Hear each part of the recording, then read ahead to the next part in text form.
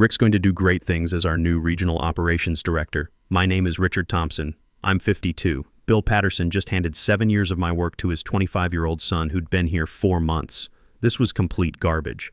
The conference room smelled like stale coffee and broken promises. Everyone clapped. I clapped too. Had to. Michael smiled like he'd earned something. Fresh MBA diploma. 0 field experience. Nothing. Bill stood there grinning. His son. His little prince. Everyone knew it. Nobody talked about it. Rick's been invaluable getting Michael up to speed, Bill said. Like that made it better. Like 7 years of perfect evaluations and working weekends was just preparation for his kid. I nodded. Happy to help. Meeting ended. People shook Michael's hand. I gathered my stuff. Moved slow. My head was clear now. Like when you wake up at 3 a.m. and suddenly understand exactly what's been eating at you for months. Bill caught my arm. Rick, stick around. We stood alone. He loosened his tie. Tried to look apologetic. Bill was 58, soft gut, thinning hair combed over to hide the bald spots. Got his position when his father-in-law stepped down. Same exact thing he just pulled with Michael. I know this might surprise you, he said, but Michael brings fresh perspectives. Sure. You understand, right? Nothing personal. I looked at him. I understand perfectly. He relaxed. Good. You're valuable, Rick. Valuable. Not valuable enough for the promotion. Valuable enough to train his son. I walked back to my desk. Office buzzed with normal activity. Phones ringing, keyboards clicking, people solving problems. Same old routine. I opened my laptop, stared at the screen. Then I started typing. Started at Atlas Construction Solutions, March 2017, right after my divorce finalized. Needed a fresh start. Defense facility construction across Texas seemed solid, something to build on. Honest work that paid $85,000 and let me sleep at night. You know how it is when you're starting over at 45. Army taught me plenty about engineering and leadership, but civilian corporate world plays by different rules. Spent 10 years in the Corps of Engineers building bridges and managing construction teams across 3 deployments. Good training for this work, except the Army promoted based on performance. Corporate world? Well, that's different. Bill hired me himself, shook my hand, said they needed someone with my background. I'd spent 8 years at my previous company before budget cuts eliminated my position. At 45, starting over sucked. But Bill made it sound promising. We're expanding fast, he said during the interview. Lots of opportunities for advancement for the right people. I became the right guy. Worked weekends when material deliveries were delayed. Stayed late when military inspectors had questions. Handled security clearance documentation across 6 government projects. Built relationships with contractors from Houston to El Paso. Army habits die hard. Show up early, stay late, get the mission done. Performance reviews were perfect. Bill always smiled. Always promised bigger things. Your management material, Rick. Just be patient. Patient. I was good at being patient. Army teaches you that. My son Tommy visited every other weekend. He was 18, heading to community college. Smart kid, noticed when his dad looked tired. Sometimes he'd find me at the kitchen table Sunday mornings. Laptop open, project emails. Dad, it's the weekend. Just catching up, building something good here. He'd shake his head. But he understood. His mom remarried a banker who worked reasonable hours and coached youth soccer. I was the dad who worked too much but sent tuition money on time. Never missed his games, had $1,800 alimony payments every month that reminded me why this job had to work out. When I told Tommy about the possible promotion, he got excited. My dad's going to be a director, he told his friends. Now I'd have to explain why that wasn't happening. First red flag showed up 8 months ago. Bill mentioned his son might join the company. Smart kid, just graduated with his MBA. I nodded, thought nothing of it. Companies hire graduates all the time. Start them entry level, let them learn the business. But Michael didn't start at the bottom. Started in the office next to Bill's with the title project coordinator and a salary I could only guess at. Bill introduced him around like visiting royalty. Michael's going to observe our processes, learn how we operate. Michael observed by sitting in my client meetings, taking notes while I explained federal compliance requirements, asked questions that showed he didn't understand the basics of what we did.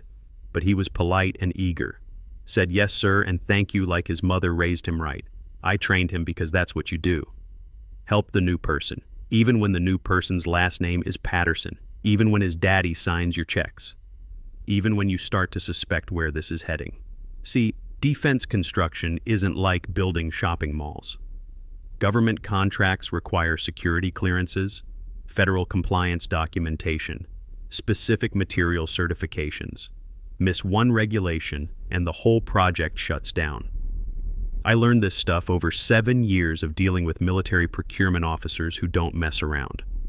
Michael was sharp enough, but book learning doesn't prepare you for a colonel calling at 6 a.m. because someone delivered the wrong steel specifications, and now his base expansion is 3 weeks behind schedule. I knew for sure 4 weeks ago.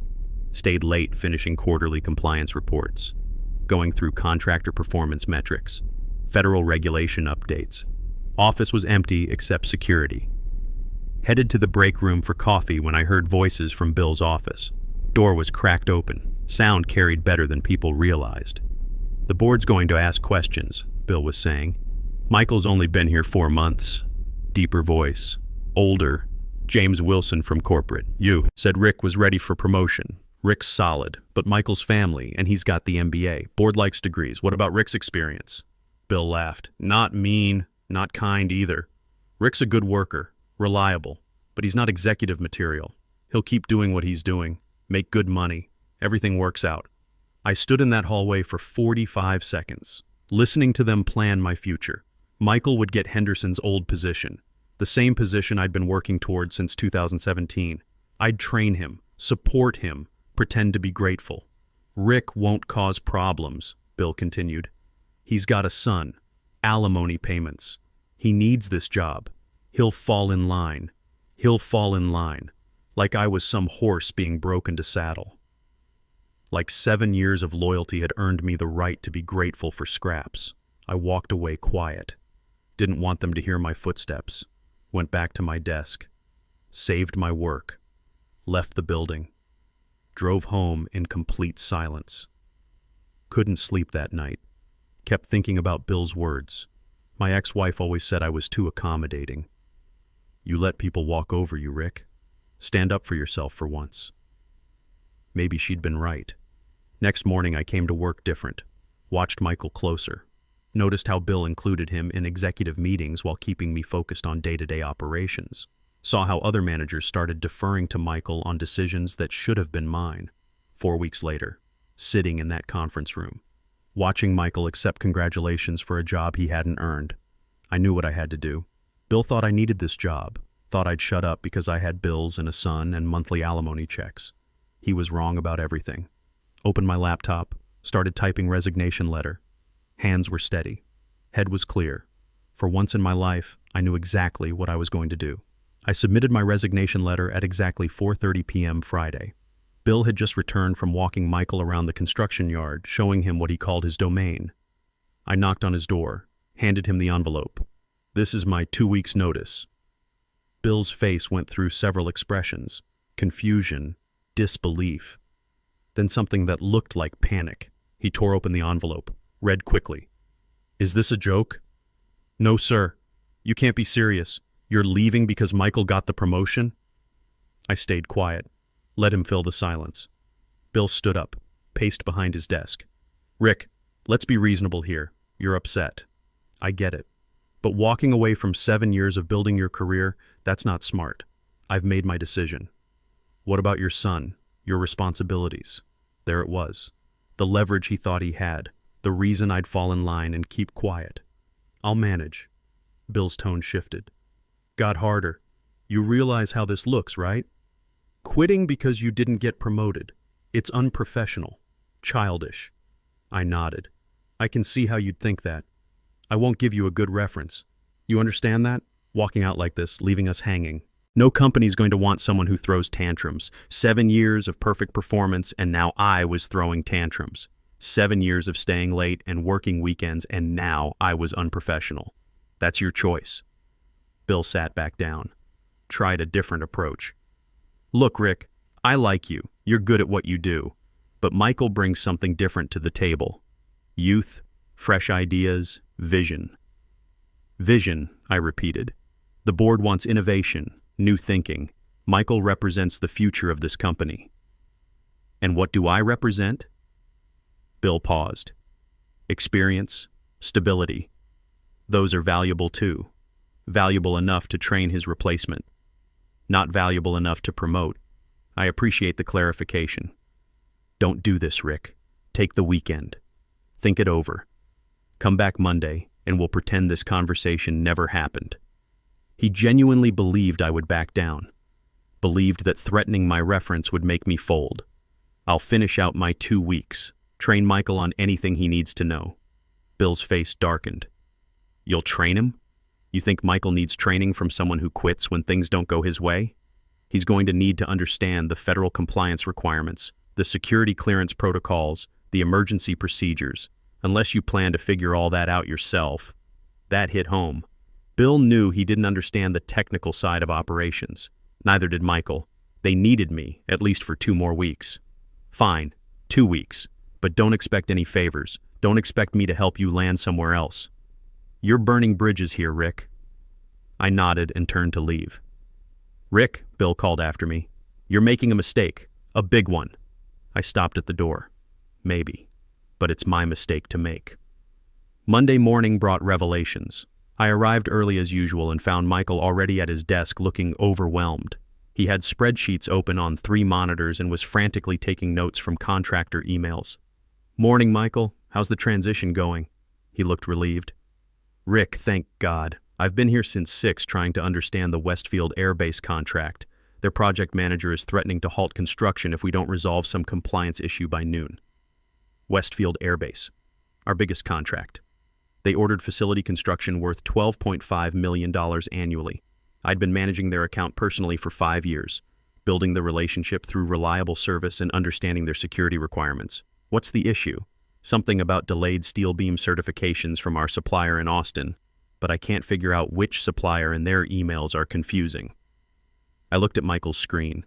He had Westfield's email open, but he was also looking at supplier contracts that had nothing to do with steel beam certifications. He was drowning. Michael, did your dad brief you on the Westfield account? He said you'd handle the transition, but then he mentioned your situation and I thought maybe I should figure it out. Myself. Show initiative. My situation. That's what they were calling it now. I spent the next 4 hours walking Michael through the Westfield relationship. Explained how their security requirements worked, why they needed certified materials delivered within specific timeframes, how their construction schedule would collapse if we missed deadlines. Showed him the backup supplier network I'd built over 5 years. Helped him understand why a simple certification delay could cascade into a contract cancellation. This is incredibly complex, Michael said as we finished resolving the crisis. How do you keep track of all these moving parts? Experience and good documentation. Could you show me your documentation system? That's when I realized something. Bill hadn't just promoted Michael without preparation. He'd promoted him without understanding what the job actually required. Michael wasn't incompetent, but he was completely unprepared for the scope of regional operations. The kid had potential, smart, eager to learn, asked good questions once he understood the basics. But 4 months of observation doesn't prepare you for managing multi-million-dollar government contracts with zero margin for error. I spent my lunch break making phone calls, reached out to contacts I'd built over the years. Word travels fast in defense construction, and people were already hearing about changes at Atlas. Some were concerned about continuity, others were curious about new opportunities. Rick, said Colonel Jennifer Martinez, the project manager who'd threatened to halt construction that morning, I heard rumors about management changes. Please tell me you're still handling our account for the next 2 weeks. After that, Michael Patterson will be your primary contact. Silence on the line. Patterson.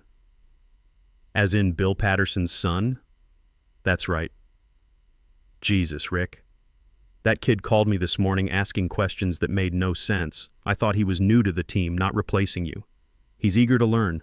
I don't have time to train Atlas's management. We've got construction deadlines to meet. If your company can't provide competent service, we'll find someone who can. That conversation repeated itself 5 times with 5 different major contracts. Westfield Air Base, Fort Hood expansion, all saying the same thing. By the end of the day, I had a clearer picture of what would happen after I left. Michael would struggle, contracts would get frustrated, Bill would panic and try to micromanage operations he didn't understand. The whole regional division would start bleeding contracts within 8 months, but that wasn't my problem anymore. Tuesday morning, Bill called me into his office. He looked tired, stressed. "Rick, I've been thinking about our conversation Friday. Maybe we were hasty. Maybe there's room for both you and Michael in management. Meaning, you could be associate director, Michael's second in command. You'd handle the technical side, he'd focus on strategic planning, associate director. A made-up title that meant doing the same job for the same pay while pretending Michael was my boss. That's generous, but I'll stick with my original decision." Bill's face hardened. "You're going to regret this, Rick. I promise you that." "Maybe. But I'm done living in fear of your promises." By Wednesday, I had 4 job interviews scheduled. My plan went beyond simply leaving Atlas. I'd spent 7 years building relationships in the Texas Defense Construction Network. Those relationships were mine, not the company's. My first interview was Thursday morning with Liberty Defense Contractors, a veteran-owned construction company based in Houston.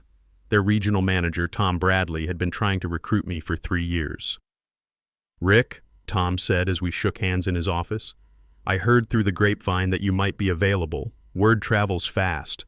It does when good people become available, especially people with your security clearance and client relationships." Tom's office had the usual veteran stuff: Marine Corps flag, photos from Afghanistan, challenge coins on his desk. You know the type. Guys who understand that military service means something, that earning respect matters more than having the right last name. Tom offered me a position as Regional Operations Director, the exact title Bill had given to Michael. The salary was 40% higher than what I'd been making at Atlas, from $85,000 to $120,000. The benefits were better, and most importantly, they wanted me to bring my client network with me. "We've been trying to break into the military facility construction market," Tom explained. "Your relationships with Westfield Air Base, Fort Hood, and the other installations would be invaluable. It was ethical, standard industry practice. Contracts followed project managers they trusted, especially in a relationship-based business like defense construction.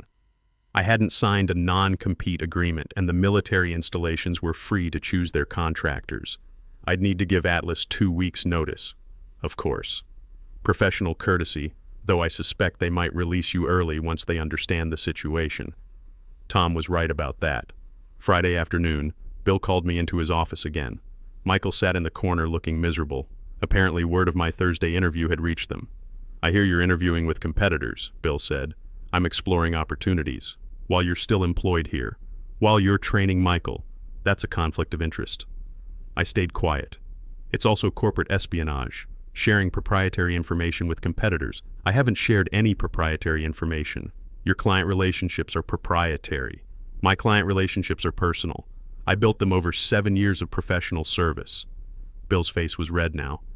"Those contracts belong to Atlas Construction. You take them with you, and we'll sue you for everything you're worth." Michael spoke up from the corner. "Dad, maybe we should—" "Shut up, Michael." Bill didn't take his eyes off me. "Rick, you walk out that door and try to steal our contracts. I'll make sure you never work in this industry again." I stood up slowly. "Bill, I've given you 7 years of my life.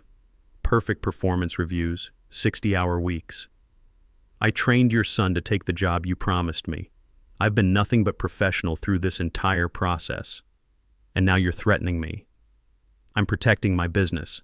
I'm finishing my 2 weeks' notice and moving on to a better opportunity. What happens after that depends on how you handle the transition." Bill leaned back in his chair. "We'll see about that."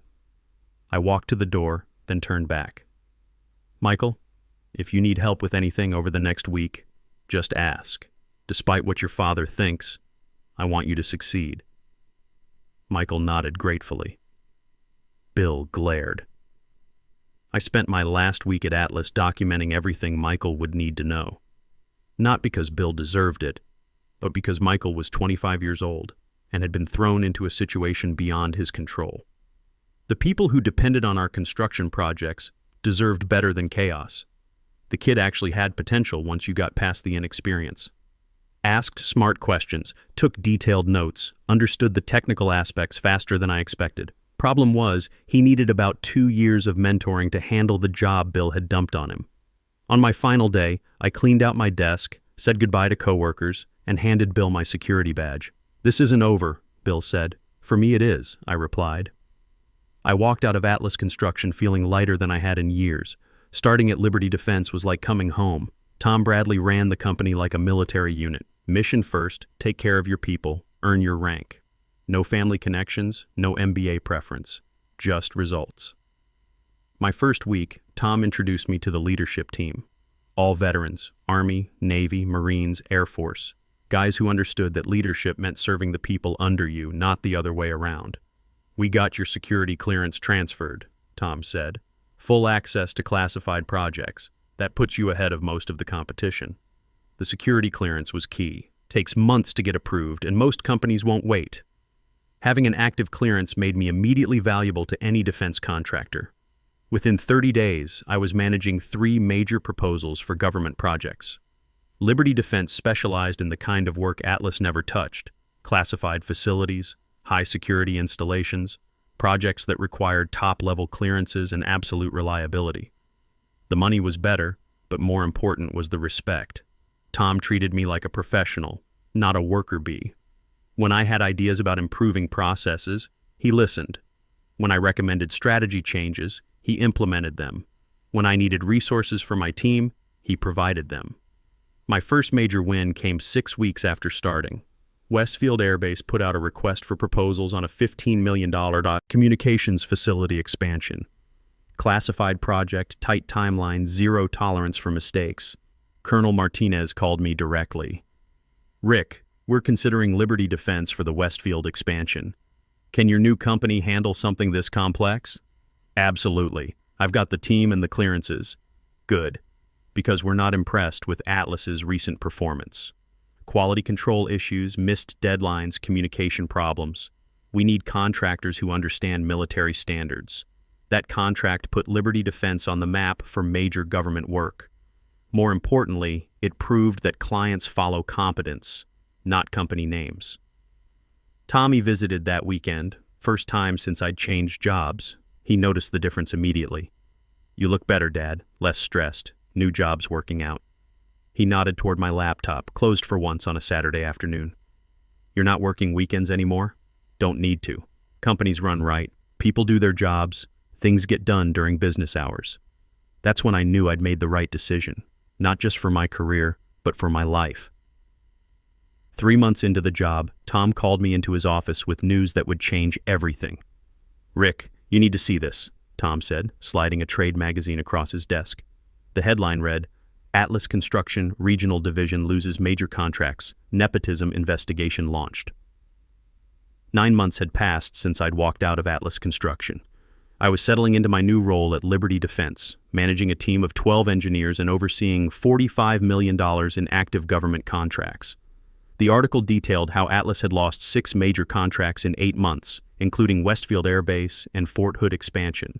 Revenue in the Texas region was down 45%. The board had launched an investigation into hiring practices. "Bill Patterson was terminated last week," Tom said. "Apparently, the board discovered that Michael Patterson had been promoted without proper qualifications. Compliance violations, they're calling it." I read further. Michael had resigned voluntarily after 4 months of struggling with contracts he couldn't manage. He'd returned to graduate school for construction management. According to the article, Bill faced lawsuits from Westfield Air Base for breach of contract after a compliance failure caused a construction delay that cost them $1.8 million. "Here's the interesting part," Tom continued. 4 of their remaining contracts have already reached out to us, specifically asking if you're available to handle their projects. The article mentioned that several former Atlas employees had been recruited by competitors, taking their institutional knowledge with them. No names were listed, but I recognized the pattern. When good people leave a company, others notice. "What goes around comes around," Tom said. "Bill Patterson spent 7 years taking you for granted. Now he's unemployed while you're building our Texas division." I folded the magazine and handed it back. "Feel bad for Michael. Kid got thrown into a situation he wasn't ready for. Michael will be fine. He's young. He'll learn from this. Bill, on the other hand," Tom shrugged. "Hard to feel sorry for someone who threw away good people to promote family." The revenge was sweeter than I'd expected, but it wasn't personal satisfaction that mattered most. It was professional vindication. The clients who'd trusted me for years followed that trust to Liberty Defense. They understood the difference between earned competence and inherited position. Colonel Martinez called me the next week. "Rick, we're putting together a 5-year master facilities plan for Westfield. $80 million in construction projects. Liberty Defense interested? Absolutely. I'll put together a proposal team." Good, because we need contractors who understand military standards. Atlas taught us what happens when you prioritize family connections over professional competence. That single conversation represented more business than Atlas's entire regional division handled in a typical year. Military clients don't forget competence, and they don't tolerate incompetence. Bill's decision to promote Michael hadn't just cost him his job, it had destroyed Atlas's reputation in the defense construction community. 6 months later, I was driving through Dallas on business when I stopped for lunch at a diner near the airport. Michael Patterson was sitting alone in a corner booth, reading a textbook. He looked up when I approached. "Rick, what are you doing here?" "Business trip. Mind if I sit?" He gestured to the empty seat across from him. Michael looked older, more serious. The textbook was Construction Project Management. "Back in school?" "Master's program at Texas A&M, Construction Management Focus." He smiled ruefully. "Figured I should actually learn what I was supposed to be doing." "That's smart. I wanted to thank you," Michael said, "for how you handled everything. You could have hung me out to dry, but you didn't. You tried to help me succeed. You were in an impossible situation. Dad still blames you for everything. Says you sabotaged the company." I sipped my coffee. "What do you think?" Michael closed his textbook. "I think I was 25 years old with an MBA and no real-world experience. I think Dad gave me a job I wasn't qualified for because I was family. And I think you spent 7 years earning a promotion that should have been yours." We sat in comfortable silence for a moment. "I'm sorry about how everything went down," Michael said. "You deserved better. We both did. But sometimes things work out the way they're supposed to." Michael nodded. "I heard you're doing well at Liberty Defense." "I am. And you'll do well too, once you're ready." I paid for both our lunches and shook Michael's hand before leaving. He was a good kid who'd been used as a pawn in his father's game. 8 months later, Bill Patterson filed for bankruptcy after losing his wrongful termination lawsuit against Atlas's board of directors.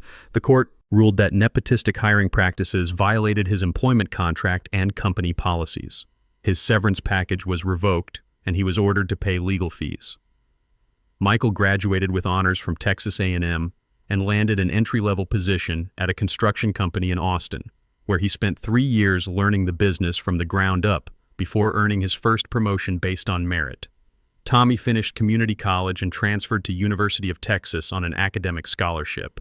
The kid was proud of his dad for finally standing up for himself. "You taught me something important," he said. "Don't let people take advantage of you just because you need the job." The alimony payments ended when my ex-wife remarried, giving me financial freedom I hadn't experienced in years. I bought a small ranch outside Houston, close enough to commute but far enough to have peace and quiet on weekends. Liberty Defense promoted me to Vice President of Operations after 18 months. Tom Bradley retired and recommended me as his replacement for Regional Director. The board approved unanimously. "You earned this," Tom said at his retirement party. "No family connections, no MBA preference, just results. Sometimes the best revenge is simply walking away and building something better." Bill Patterson thought he could use my loyalty against me, thought I'd accept scraps because I had bills to pay. He learned the hard way that competence travels and incompetence gets exposed. The son had learned what the father never understood, that respect and advancement must be earned, not inherited. As I tell my team now, your reputation follows you everywhere. Build it carefully, protect it fiercely, and never let anyone convince you to settle for less than you've earned.